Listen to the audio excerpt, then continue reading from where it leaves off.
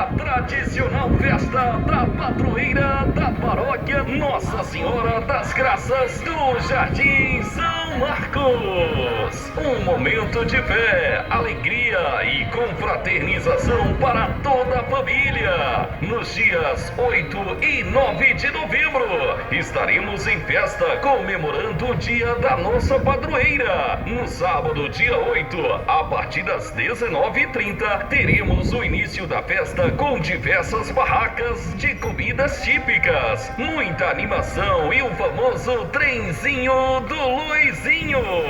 E no domingo, dia 9, a programação continua a partir das 10 horas da manhã, com comidas típicas, momentos de convivência e o grande show de prêmios, com mais de 11 mil reais em prêmios esperando por você. E para finalizar com chave de ouro, teremos a partir das 19h30 a apresentação do grupo Samba da Tia Rê. Você não pode perder. Venha participar, traga sua família e amigos e celebre conosco a festa de nossa padroeira, Nossa Senhora das Graças.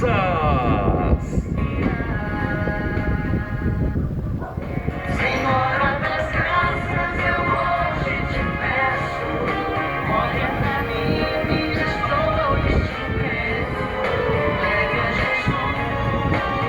Jesus. Está chegando a tradicional festa da padroeira da paróquia Nossa Senhora das Graças do Jardim São Marcos. Um momento de fé, alegria e confraternização para toda a família. Nos dias 8 e 9 de novembro, estaremos em festa comemorando o dia da nossa padroeira. No sábado, dia 8, a partir das 19h30, teremos o início da festa com diversas barracas de comidas típicas, muita animação e o famoso trenzinho do Luizinho. E no domingo, dia 9, a programação continua a partir das 10 horas da manhã, com comidas típicas, momentos de convivência e o grande show de prêmios, com mais de 11 mil reais em prêmios esperando por você. E para finalizar com chave de ouro, teremos a partir das 19h30 a apresentação do grupo Samba da Tia Rê.